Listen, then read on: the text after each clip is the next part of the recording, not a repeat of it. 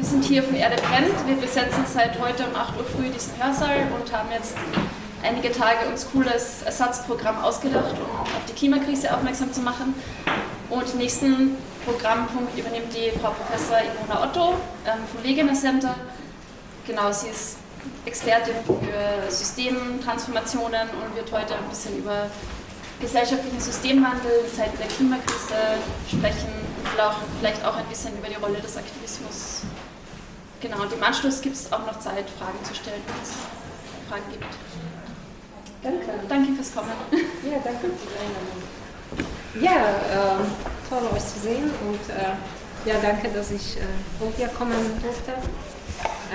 Und ja, ein bisschen Programm mitgestalten. Achso, mein Vortrag soll auf Englisch sein, dann mache ich auf Englisch. Okay, so thanks for inviting me. Great to be here and also nice to see some familiar faces.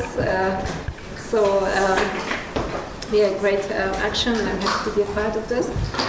And today I will give a presentation about cascading risks and social tipping dynamics in the transition to a global net zero emissions system. And exactly, I'm working as a professor in societal impacts of climate change at the Wegener Center for Climate and Global Change. Yes, I also teach courses at the university, so some of you might know me from the courses.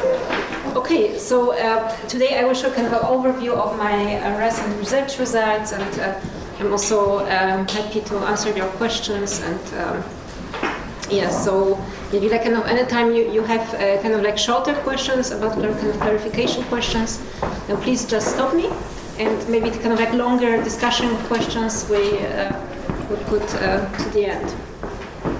Okay. So this is a figure that actually brought me to climate mitigation research. So I first was working on climate adaptation, and in 2014 I and a few other colleagues we were approached by the World Bank, and we were asked to prepare a report about adapting to a 4 degrees warmer world. And as we started to work on this report, we understood that you cannot really talk about adapting to a 4 degrees warmer world.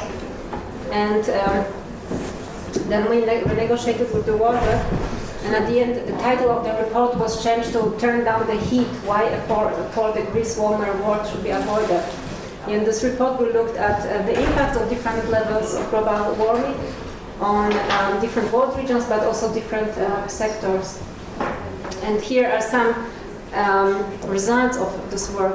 Yes, so what you see here, these are two maps that show temperature changes at the end of the century. Like in the upper map, in a world that is 2 degrees warmer than the pre-industrial level. So you could say it's kind of in this upper range of the Paris Agreement, so kind of well below 2 degrees. It's kind of almost 2 degrees, but still. And here's the temperature scale, yeah? And this is for the summer months. So how many more degrees or different world regions will warm up at the end of the century? If we get to like a world that is about 2 degrees warmer at the end of the century. Yeah? And this map below shows a world that heats on average 4 degrees at the end of the century.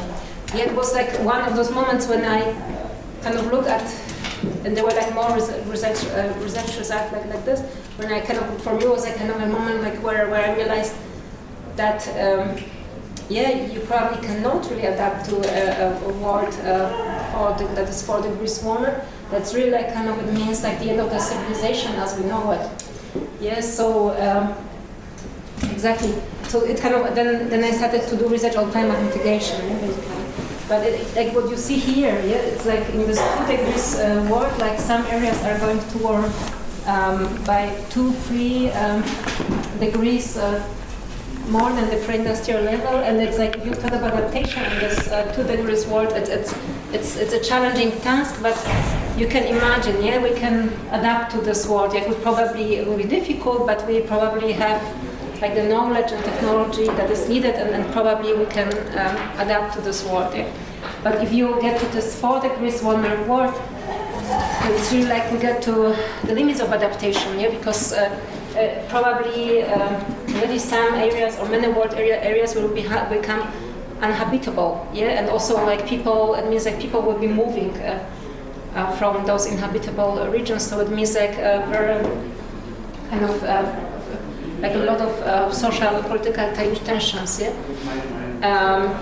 And this is just about temperature. Okay, but also like similar maps could be done about like water availability or droughts and all other climate extremes.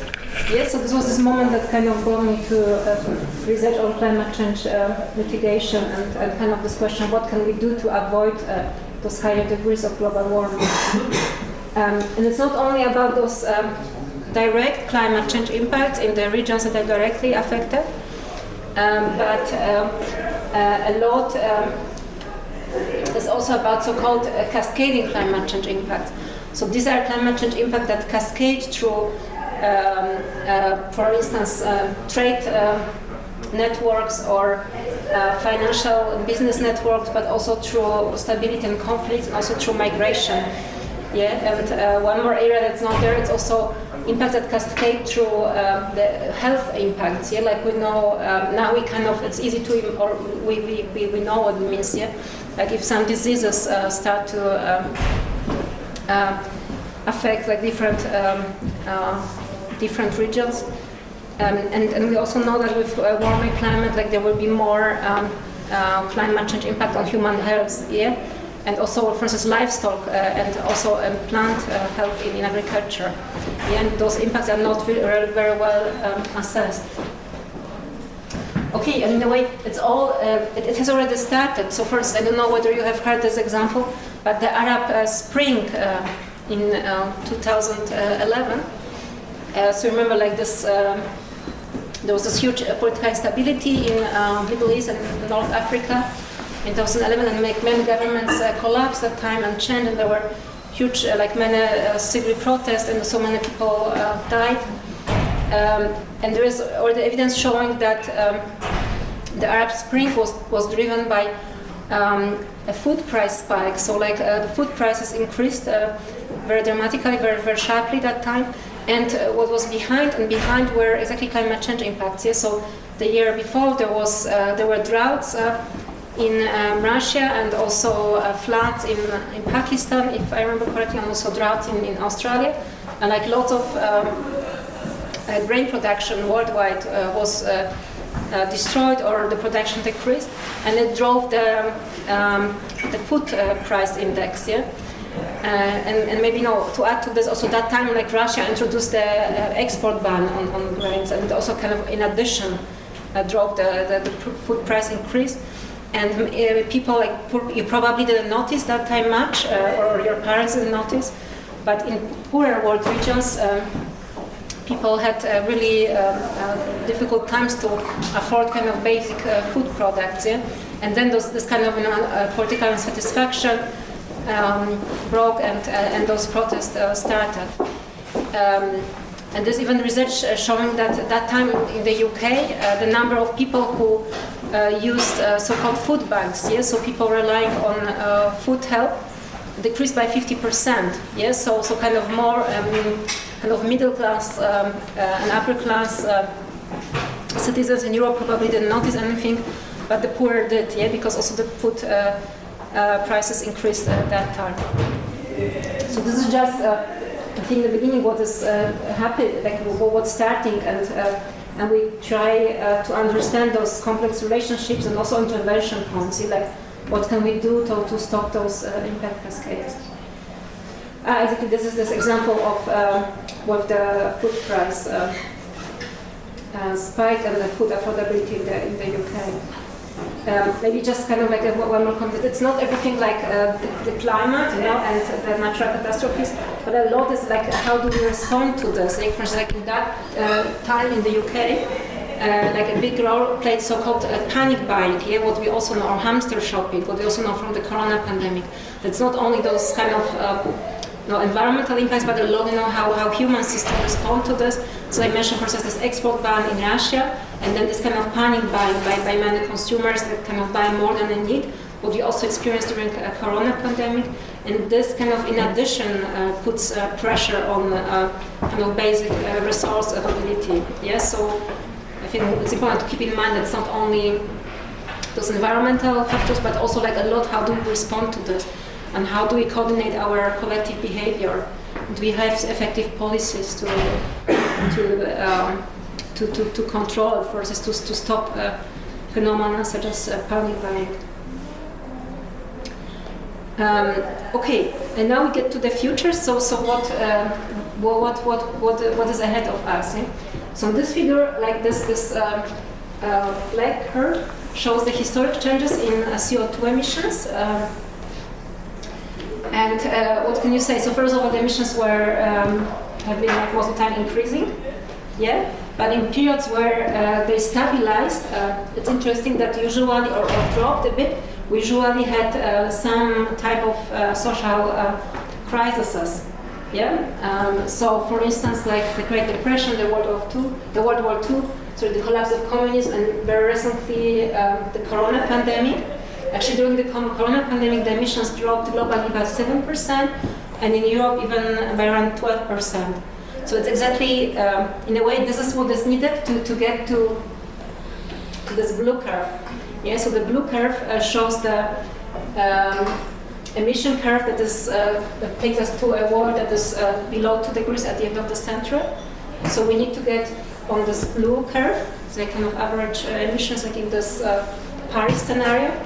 And exactly like so if you look at this corona drop, yeah, in a way this is what is needed, but in a way, no, of course we want to achieve those measures, but without human suffering, yeah, because during corona pandemic, like many people suffered and died. So of course the question is now how can we get on this blue curve, but avoiding the human suffering. But in a way, this blue curve means this kind of corona effect. So every year about 7% emissions less globally, and kind of year after year. Yes, so every year less, about 7% less in the previous year. Yeah, if you look at this figure, something like this has never happened in the human history. Yeah, we actually, in general, in the human history, we have been always kind of increasing the energy use. We never decreased, and also this kind of very rapid switch to new energy sources. It's also it's a very big challenge. Yeah? And exactly, and this red curve shows this business as usual scenario. So that will take us to a world that is about 4 degrees warmer at the end of the century. And there are also some in between scenarios. Yeah, and of course, like to everything what should happen along this curve. Also, we have to keep in mind climate change impacts. Yeah, that there will be also impacts that will be facing us. Of course, if we reduce emissions, those climate impacts will be less intense. But still, we will have to deal with them. Exactly, and then how can we get on this curve? So, a lot of emissions can be related to our behavior and lifestyle choices, about 70% of all emissions. However, not all, because like a big role is played also by infrastructure and supply. And even in those behavioral lifestyle changes, like a part of the decisions or a part of choices we can address on our own level, individual level, but you probably know very well, but you also get to your limits, yeah? Because like to further reduce you need infrastructure changes, yeah? Or also like for instance access to public transportation, or also like you need a change in building regulations, yeah? And you need also to change in the energy production system, yeah, and so on and so on. So it's like not everything you can. I will talk also about the tools here. Not everything you can change at the individual level. Like a lot, what matters is also those kind of structural changes and infrastructural changes, yeah. And what else? Agriculture, forestry, and land use is very important. So currently, agriculture and land use is a source of emissions. And if we want to get to the net zero, so like balance the emissions with with this what can natural systems can absorb. Like the land use has to become like the sink of emissions. Yes, so from emission source to emission sink, and actually also like a big challenge because like you think that think about it that on the land surface we will need to produce food. We also need land for human settlements. We also need land for biodiversity protection. And on the top of it should also absorb carbon, like for instance through planting trees or also through storing carbon in the soil. And even more, we also have to produce our energy on the land surface, yeah? Because currently, like most of energy we get from below the ground, yeah? From fossil fuel resources, yeah? That also are sources of the carbon pollution in the atmosphere or also CO2 pollution. So imagine that all this energy that we get every year from below the ground, we have to produce on the Earth's surface, yeah? And that's actually, it's a huge challenge. It's not so easy. There's actually research showing that every year we burn with fossil fuels. So what are fossil fuels? So fossil fuels are the kind of plant rests, yeah? And every year we burn the amount of plants that needed 550 years of photosynthesis. Yes, so every year we burn like 550 years of photosynthesis in a way, yeah. And now imagine like all this energy that that we use, you have to produce suddenly on the Earth's surface. It's actually it's a big challenge. Okay, and also like some technologies for technological CO2 removal are needed. And it's interesting that those technologies not really exist yet, yeah, at the scale that is needed, or they cannot be applied at this massive scale. But without technological CO2 removal, we cannot meet the Paris Agreement, or it will be even more challenging. Yeah. And this is like one of the questions in my work, like how to get on this curve. And maybe like before I get to the next step, what we see here, I mean, how many of you study economics or mathematics? Okay, not that many, but okay. So maybe I need to explain it more. But what we see here, but maybe you have some physics students, yeah, probably. Great. Okay, so probably when we look at this curve, it means non-linear or exponential change, yeah.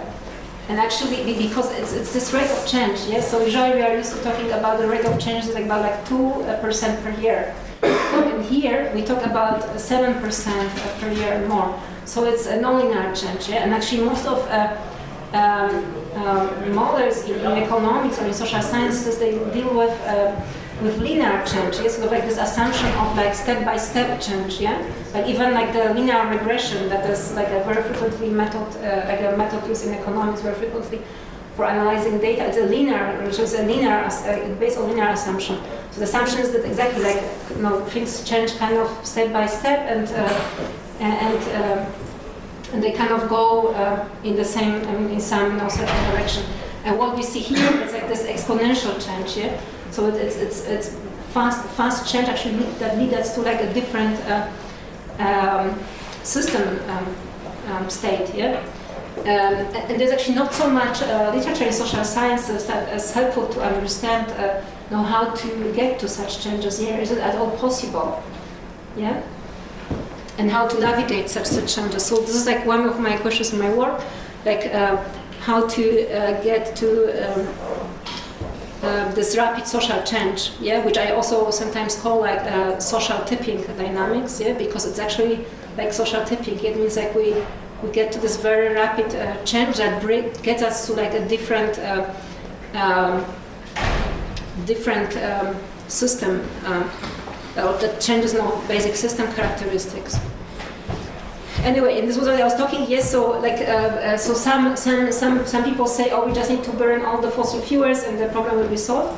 But this figure shows there is like still like a lot of fossil fuel resources underground. Yeah, it's plenty.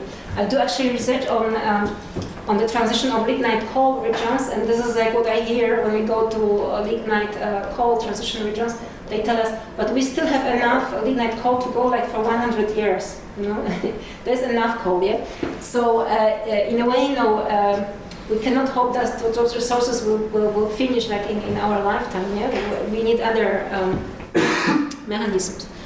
And exactly, and this brings me to this theory of social tipping. Yeah, so this comparison of like incremental, gradual change and rapid nonlinear change. And interestingly, this notion of social tipping actually comes from social science research. There was research on racial segregation in U.S. neighborhoods in 1950, and then the authors observed. But I have to say it's a Russian research. So, but okay, it was in the 50s. So, like of course, the mindsets were a bit different. But the authors observed at the time that there is this kind of tipping in the segregation of neighborhoods. So if you have more than about 30% of people with another skin color moving to a neighborhood, you start to feel comfortable and you move to another neighborhood. Of course, it's in the 50s, so you have to. It was in the 50s, so you have to remember that it was like different. Cultural and political settings, but still, that this kind of this observation that there might be like a moment, like a small change in some variable that leads to like a complete transition of something. Yeah. So this is this notion of social tipping, that like a small change that has a big effect, yeah, on the system. But it's not only this like racial segregation research, but there are also other examples that this phenomenon actually exists. Yeah. So, for instance, there are behavior experiments that show that this kind of this tipping effect can be also observed in changing social norms. Yeah. So, like if you have like a small group that on purpose displays or uses some other social norm. In those experiments, they show that others switch to this new social norm, yeah, because people have this need to kind of conform, yeah, with others, yeah, and if there's like a small group changing something on purpose, and of course, but they are persistent and somehow manifesting the new norm and so on, the others will change, yeah. At least this is what the behavior experiments show. And a similar effect can be observed in financial markets. And even if you think about the financial crisis, it was the same. Like a small group of investors actually led to like a global financial crisis. Yeah, and it's like the same kind of mechanism behind, like a small group that spreads some belief and also demonstrates some new pattern, is then followed by others. Exactly, and it's usually like the research showing about like this 25% of this critical minority, although in financial markets it's even less. Or there's also this research on civil disobedience, yeah, that shows in civil disobedience it's actually sometimes enough to have about 3.5% of population to kind of openly disobey some norm or some law, and then this law will be changed. Yes, actually this gives some hope, yeah, that sometimes those small motivated groups, they can change the majority of the society. But of course, it does not need to be a positive change, yeah? Because maybe it's very similar thing we observe with the populist or the right-wing movements. Yeah, it's also like these are small groups who are well organized, well coordinated, they communicate well, and they also can lead to kind of, from our point of view, undesired changes. Mm-hmm. I have a question. You said like this 3.5% approximately that is necessary to change the population to this other point. Mm-hmm. Is this number? Is there any? Are there any studies that show if this number changes depending on how radical the change needed is? Yeah. If it is, I don't know, some very subtle change, maybe there's a smaller number needed than for a very exactly, like of course, it also depends what kind of subsystem we are talking about. Also, like how the system is structured, what kind of network it is, how frequently the agents exchange information, but also it depends a lot on the opposition. So, for instance, if you think about the civil protest in Belarus, I think it was 2 years ago or so during the election where Lukashenko was re-elected again, and there were like massive protests. But then there was like a lot of military on the streets, and they were really harsh, yeah. And many people ended up in prison. They were like a kind of like a very aggressive response there was, yeah. So it all kinds of depends, yeah. In some cases it's really like about the 3.5% that's enough, but in others you need more. Depends on the system we're talking about, and also on the kind of response of the dominant system, yeah. Because if you have like this very strong, like aggressive response, then probably it will take longer time, yeah. So there's no clear answer. The same like if you think about the activists who blocked the streets, yeah. Like if there was like a kind of like a very aggressive response of the police, probably. I don't know, but probably would be like shut down at some stage. Yeah, but fortunately, like, but at least I have heard like the police is quite, I don't know, friendly in some way, or they're not aggressive at least. Yeah. I don't know. This is what I heard, but of course you might know better. Yes, so it depends. Yeah, on the system we're talking about, the network structure, the information exchange. And also exactly the kind of the answer from the dominant system, the response. Exactly, and this brought me to this theory of social tipping dynamics. Yeah, that you can think about interventions, kind of small interventions that may lead to like this, which might have this kind of like big systemic effect, and lead to the change in the landscape of the whole system. However, like in social systems, like we can intervene in the system. Yeah, we have the agency to intervene in the system. So I also propose this notion of social tipping interventions. Yeah, so these are the interventions that are likely to release this kind of tipping dynamics in the system. And maybe what is interesting, like, so this is how it looks, in theory, that we have this kind of like a smooth change and like with some tipping dynamics, and then the system where the landscape will change and the system will be attracted to this new stable state and will change.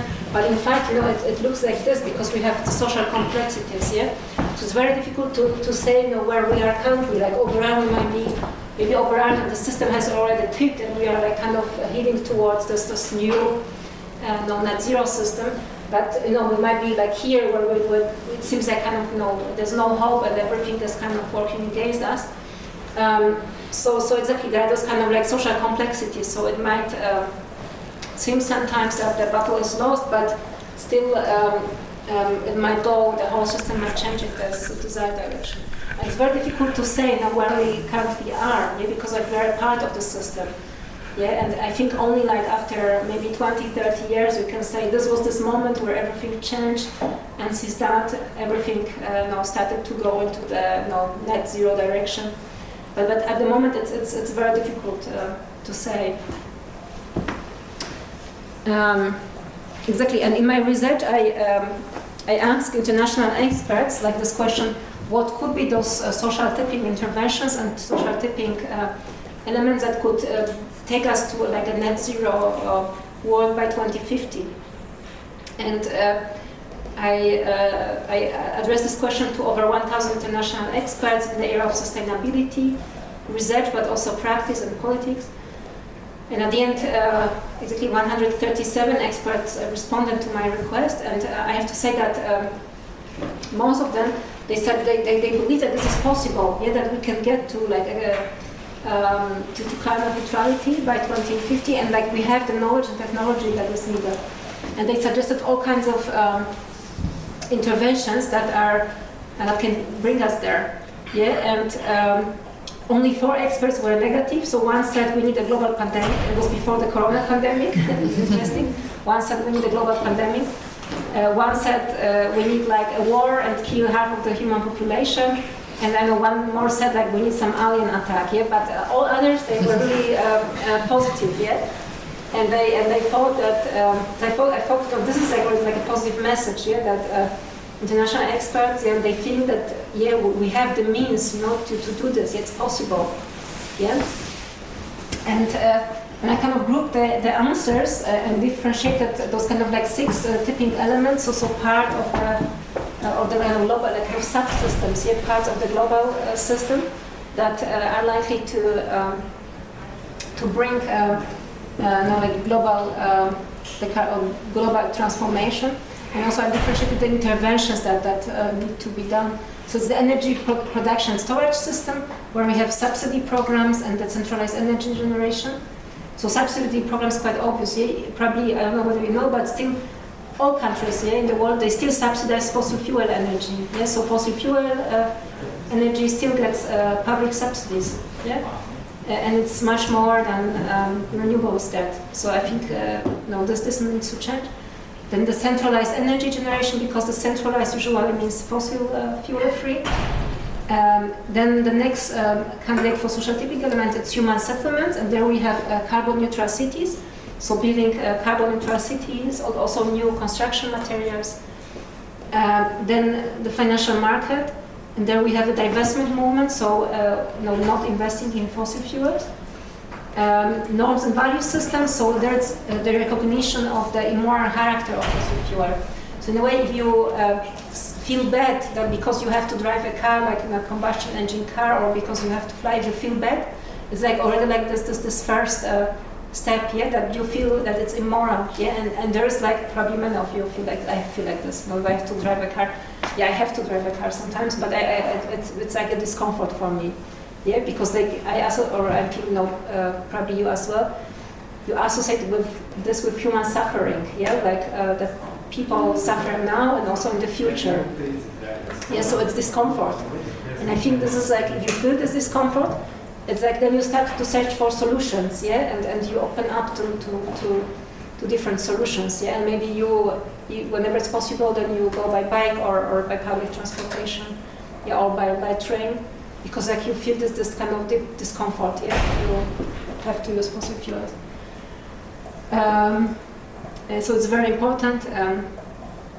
And one more area, one more kind of idea there. It's like advertisement bans. It's not on this in this figure, but it's also so that you think that, for instance, that you cannot openly advertise cigarettes or alcohol because these are products that are socially damaging.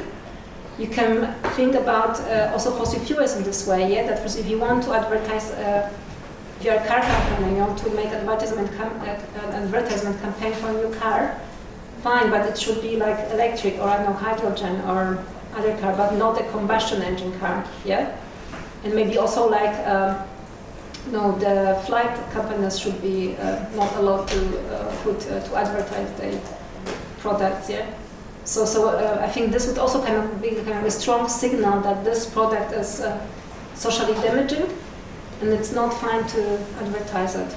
So there are like interesting ideas there. Then education system, climate education. It's very important. But it's funny, like when we get to this kind of solar system changes, it's interesting that like with climate education, like when you start with children in the primary school, it takes about 20-30 years until these children get to the job market, So it's kind of like the same with changes in the norms and value system, that it takes time, sometimes like 1 generation or longer for the system to tip, because those changes, like they need time. And finally, information feedback. And then we talk about the system of information disclosure. So therefore, it's like when you go currently to to any shop, and you want to buy something, you just don't know. You can guess, okay, meat is bad, and okay, like products that need to travel far away are not bad, but you cannot really compare, the emissions. And there the proposal is to like put like a second label on products or also services that would display the information about CO2 emissions, So like currently like on food products, you have like a label showing the nutrition value of this product, So you can imagine like one more label showing versus CO, like earth facts, like CO2 emissions, maybe also distance traveled or water use. It's also difficult to make it, and could also open door, like for instance, for bans for different products, because if you have some product that is clearly, has higher emissions and like maybe also other negative environmental impacts, then why not to buy such a product from the market? Yeah. So these are those ideas. And here, like the same, let's check the same what you saw in the previous figure, but kind of order it on this social structure, like world social structure layers. So from the level of resource allocation through technology governance, policies and regulations, and finally to customs, norms, and religion. And the time, yes, so the time is very important because some changes, they can occur very quickly. So for example, in the financial market, it can tip like even within days or even sometimes probably hours. But the problem is that the system can also like flip back, yeah? So exactly what we observed during the financial crisis. Yeah, we had the crisis, but then there were like massive efforts to kind of rebuild the system, and it happened. It was kind of rebuilt and restabilized, yeah?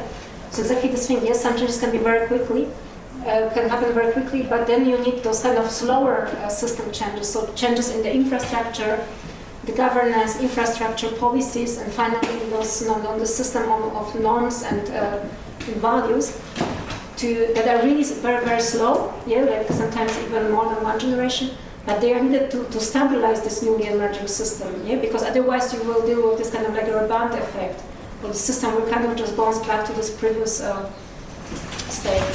Yes, so it's important to have this kind of like long-term horizon, but it's also like an optimistic message, yeah, because like it's not the year zero of the global net zero transition. Yeah, those changes have already started years ago, so we can only also think that maybe we're on the edge, yeah, and maybe actually the system is already about to tip, or maybe has already tipped. And finally, exactly like. There are also feedbacks from the climate system through climate disasters, and there is some research arguing that sometimes like disasters, like any like environmental, but also other disasters, they can open or they can act as windows of opportunities. Yes, so and probably you are also aware of this. Yes, after big disasters, like people are usually shocked and kind of out of normal. They are open for kind of like more radical policy changes. Yeah, so that's also what we argue, that those windows of opportunities should be used, and for after large environmental catastrophes, it should be like very clear, for instance, in the media and public discussions. Yes, it was caused by climate change. We need to know this rapid climate policy. Yes, so sometimes it's like. You need to get ready for this good moment and then attack at this point, because like sometimes those moments the chances to win the battle are higher. Okay, and there are also like those feedbacks because it's a social system, so everything is interconnected. So there are also those feedbacks between those tipping candidates for tipping elements. So hopefully those changes can happen even quicker. And one area that is not here, but it's like kind of coming up from my recent research, is the public health system. Yeah, so it seems that maybe also public health system can be also such a tipping element. So in many countries, in Germany and the UK, there's a big commitment of public health workers and also medical doctors, that they try to bring climate change on this level of like human health policy or public health policy, yeah, where some like more possibilities are open. Yeah, like think about Corona and all those drastic measures that were met. Yeah, so if you bring climate change on the same level, that it's a risk to human health that we need to avoid at whatever cost, and we can change the debate. And actually, Ari, you were there during this online meeting, right? Or and there was like someone from the UK national health system saying that actually they are already transforming the health system in the UK, and they want to make it carbon neutral by 2040, and there are like really lot of changes happening. And the same in Germany that those efforts as well to bring climate change on this public health level. Okay. And finally about inequalities. Okay, so we know social tipping, and we know what we can do.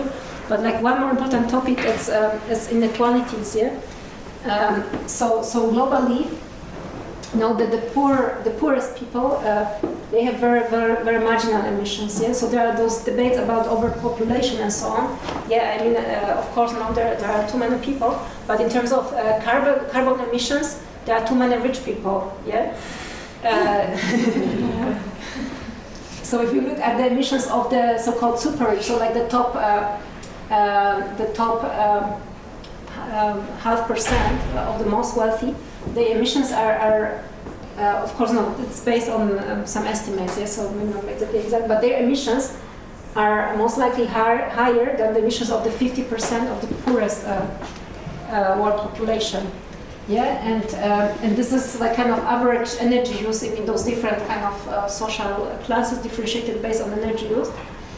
And you see those differences are tremendous. Yeah, in the way how people, I mean, how much energy people use, but also for what they spend the energy. But it's kind of like my newest research, so I'm still working on this. But those inequalities are extremely important because often like. The people on the top, like the decision makers or political leaders, they are exactly those sitting there on the top who actually enjoy those very carbon-intensive lifestyles, and they are living those comfortable imperial lifestyles, and of course they don't want to change and they don't want to give up. So it's a part of the problem. And for instance, like this is research from the European Union, but this super rich are not there. Yes, actually, it's also that in most of public statistics, those very wealthy citizens, like millionaires and billionaires, they don't appear in public statistics. Yeah, so you only have people like with income, like top income of like around. Maybe like in the top like 15,000 euros a month or so, which is of course very high, but it doesn't make you yet a billionaire. Yes, so those kind of very wealthy people are not in those statistics. But here you see that over time, so this comparison of emissions in different income groups in 1990 and 2015. And what is interesting, the bottom and middle part of the population in the EU, they decrease their emissions over time, but it's actually the wealthy, who increase their emissions over time. So I think those inequalities are extremely important. And of course, in the global context, like you still have people on the earth who suffer hunger. Yeah. So in a way, they cannot fulfill even their kind of metabolic, their body energy needs. Yeah. They don't get enough food to survive. And I think this is just not acceptable that you have those high inequalities. And it's also not feasible that you raise the living standards of the poor, and maintain the living standards of the very wealthy. Yeah, so I think the very wealthy have to compromise something, and probably also middle classes. You have to also compromise and to lift up the living standards of the very poor. And those inequalities exist also if you look at different companies' emissions. Yeah, so. I mean, it's a figure from a few years ago, 2 or so it's maybe not up to date, but actually the top, the 20 companies or 20 top companies are responsible for 35 global CO2 emissions. Yeah, so it's also not such a big number. Yeah, that you have also those high inequalities in the business. Yeah, that like just like here 20 companies they cause like those enormous emissions. So we should think like how to address them. Actually, what's even more interesting is that many of those companies formally belong to national states. Yeah, they are controlled by national states, and national states signed the Paris Agreement. Yeah, so this is something what I don't understand. Yeah, that national states signed the Paris Agreement. In theory, they control those big oil and gas companies, and they cannot do anything. And they are kind of like states within states, and those. So also actually in some other article, I also looked at the plans or extraction plans of different fossil fuel companies and private companies. They still have to publish some reports about the extraction plans. But it's interesting that national, state companies, they don't need to publish anything. Yeah, so it's kind of not really transparent what they are doing, what they plans. Yes, so it's like one more point where I think a lot need to change. And finally, some of my final slides. So about human agency. So do we have the agency to influence this global complex system? And I think a lot of also now the theories we learn and a lot of discussions we hear are in this common, sort of our everyday agency and individual agency. So the agency that we have individually versus as consumers, yes, so kind of what we buy, what we don't buy. But it's not everything here, because to really change the system, we need the strategic and political agency. So we need to change the rules of the system. Yeah, and there we need the strategic and political agency to change the laws, for instance. Yeah, and also collective agency is needed. Yeah, because like if you have one student acting alone, this student cannot change much. Yeah.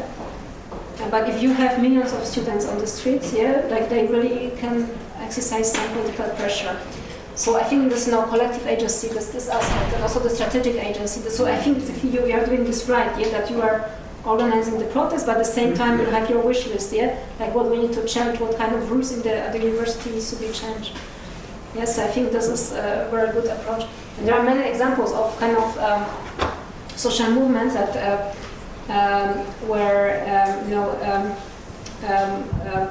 where you had kind of disempowered people like farmers or also women or sexual minorities, and when they came together, they really changed the history. Yeah. Exactly, and there are like all those kind of options in between. Yeah, that could be used. I can maybe, like, if you have some questions, we can address in the discussion. Okay, so that's my last slide. Yes, so so first of all, the cascading and systemic risks will intensify in the future. So there's no kind of magic solution for decarbonization, but we have those kind of like more like a silver buckshot. Yes, so like different ideas that can bring us there. Also, like it seems now we have the technologies that we need, but we just need to implement those technologies and start using them. Values and norm systems are important, and those kind of like slower system changes, they're important for stabilizing this new emerging system. And exactly, there was this multiple evidence I haven't mentioned very clearly, but in all those social tipping candidates, or social tipping elements candidates, there was this kind of repeated evidence that those small groups, like from around 10 to 25%, for in financial markets, it's only 9% of investors. Yet those small community minorities, they can tip the majority. And we need all those aspects of human agency to change the system. That's all, and that's a poster that I made for one of Fridays for Future demonstration. Thanks, and I'm looking forward to your questions.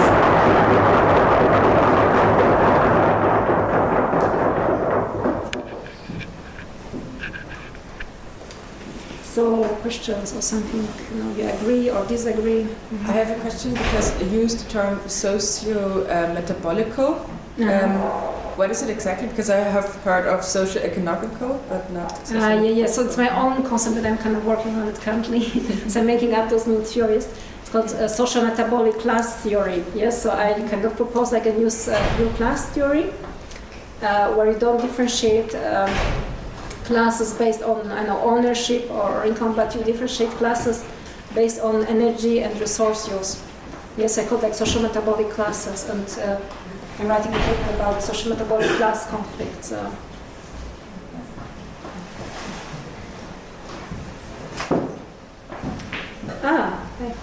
Nice to see, but I'm done now. But if you have some questions. Thanks again for the presentation. I find these theories very, very interesting. My problem is only the more I kind of learn about it, the more kind of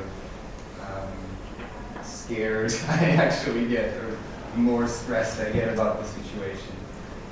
Do you have any recommendations for people who are kind of involved with this kind of stuff, also maybe on the ground in movements?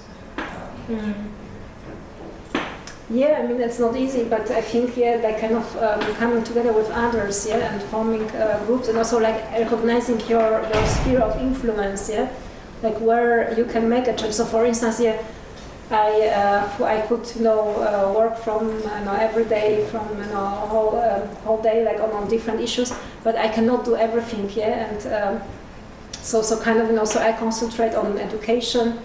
And also, like exactly, like if I'm approached, I'm always, agreeing to giving such talks, or I don't know, I'm talking to the press. But I kind of like form my own sphere of influence where I feel like I can make change, and I can do this well, and I also have fun doing this, So I think it's actually important to have fun also, So maybe it's kind of a recommendation to everyone, like find what you are good at, and like find your sphere of influence. Also find other people, because I think this feedback, like in my case from like colleagues or students, is extremely important, to get this positive feedback, because exactly like a lot you hear this negative feedback that things are getting worse, and so I think you need to get this positive feedback, and if you form groups, then you can support each other and exchange and help.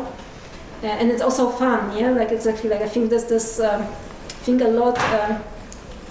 We have to also think about this kind of emotional change of the transformation, and a lot actually of those changes, they can actually improve our lives, and they are kind of positive. For example, like shortening working time, or also like having more time, and maybe also like doing more things yourself. It actually can be fun, So I think like this, those kind of emotions of enthusiasm and doing something what is actually fun for you and what you enjoy.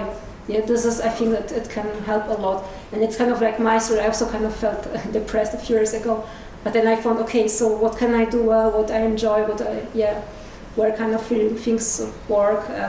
And then I kind of concentrated on my kind of sphere of influence. But of course, I still try to support.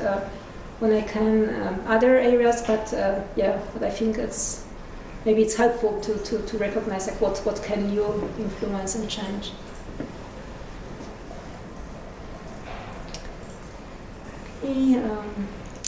All right.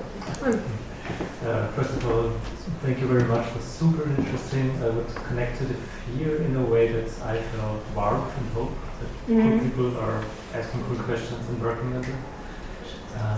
My question is, you brought up the slide of I think 20 companies are responsible for most of CO2 emissions, and I hear this element a lot in the narrative of the activists. I sometimes feel it's a little bit populist, because, I mean, of course, they're like the fossil fuel industry, we have to run our economy, and only saying it's those big companies, we should argue against the companies. It's not the whole picture. But it's definitely true, and sometimes I'm not quite sure how I can use it in the way I frame things. I'm looking for new perspectives on how to tell a story.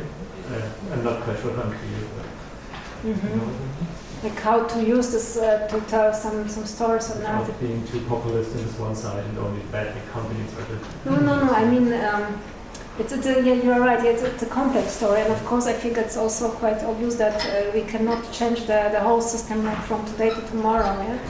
It takes time, and even like if you would say like, okay, let's shut down all those big companies, actually many people would suffer, or actually you need them, because okay, you need to heat your homes, and you need to, like even I don't know, for ambulances, you need to know. The gasoline and so on. So you cannot stop everything suddenly. But I think what needs to happen is to have a plan. What do we want to do? And currently, so I reviewed those kind of so-called sustainability plans of those big carbon majors, and it's like just greenwashing. They still project that they will in 2040 they will increase oil extraction. Which is like completely like it's just not compatible with the Paris Agreement. So what I'm saying, it's I also don't know how, but I think we should. I don't know, those companies should open up and it should be like discussed, like how can they reach those goals, or what is possible, or what they need, to get there, and I think just kind of denying, the truth and kind of continuing the business as usual, it should be no option, yeah, or there should be some ways of exerting pressure on those companies to make those plans, yeah, like how can we become carbon neutral, I don't know, in the next 10 years, yeah, and I think this would be already helpful, or even 20 years, yeah? but like that they have some plan what to do about it, and currently they have no plan. Although I've heard that actually, I think at Shell, there's like a lot even of fear, yeah, and they are kind of trying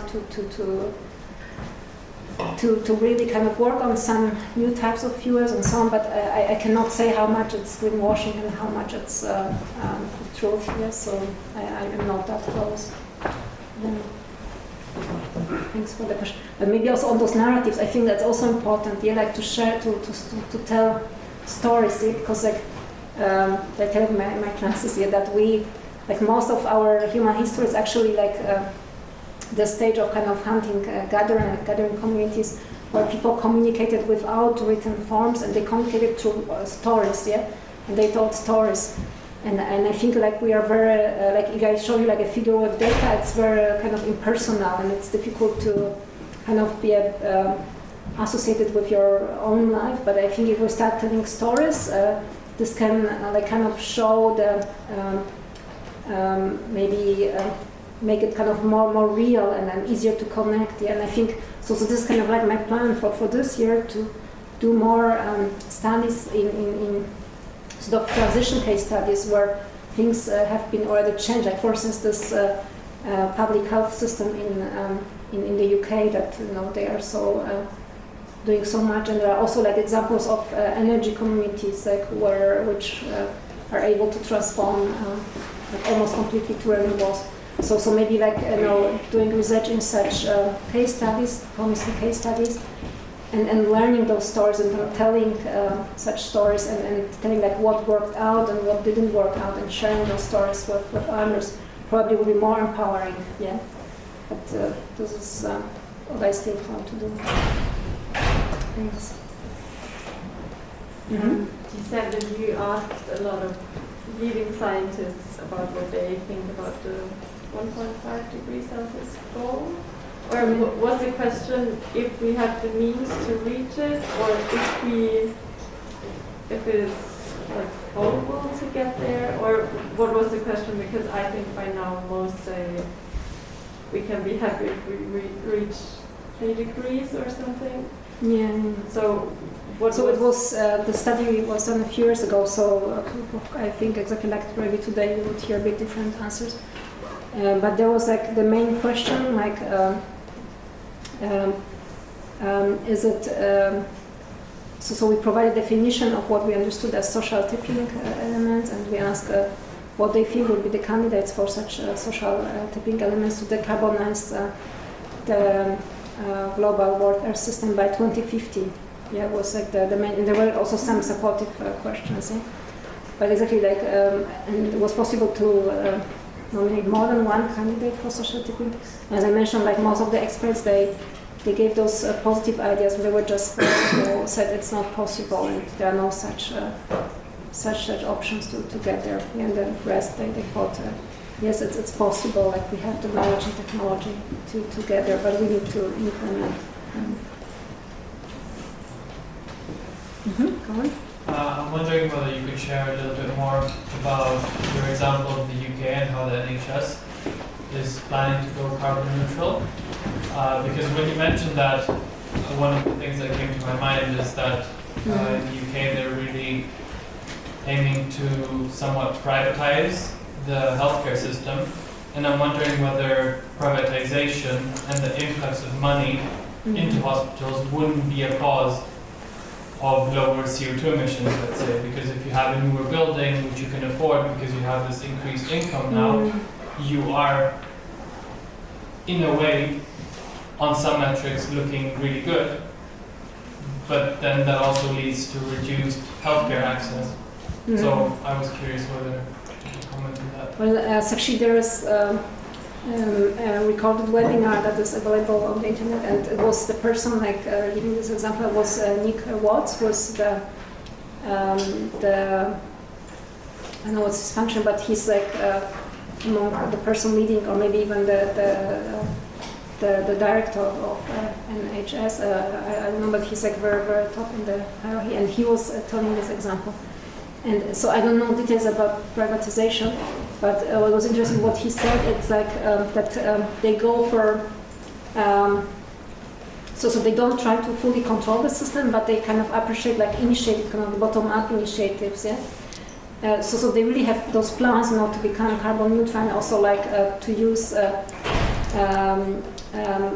like ambulances that are I don't know, electric or use some other type of fuel. And they have those plans, and it's implemented. But very interesting what he said is that they also launch like a micro finance fund, yeah.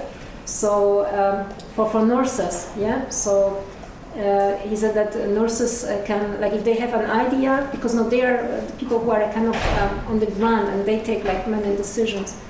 And they launch this kind of like a microfinance program, like so if the nurses have an idea what can be changed to reduce the emissions, and if it's something what it's kind of they are capable to do, and also like he said, it's something what should be fun for them to do. And he said that at the beginning they launched this program, and then they expected about 60 applications or so, and at the end they got 17,000 applications. Yeah, so he said it's amazing, yeah, that kind of when you empower people and maybe give them, you know, some small means and create some opportunities, then like many ideas start to emerge. And the nurses, you know, they provided like a lot of ideas what can be done, how to improve the system. So I thought it was like an amazing example.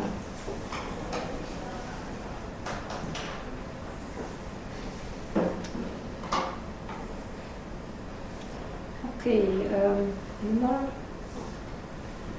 questions? Okay, so I guess that's all. So thank you for your attention. Yeah, thank you for inviting me here. I hope it was something what helps to empower you, and yeah, thanks for everything that you do.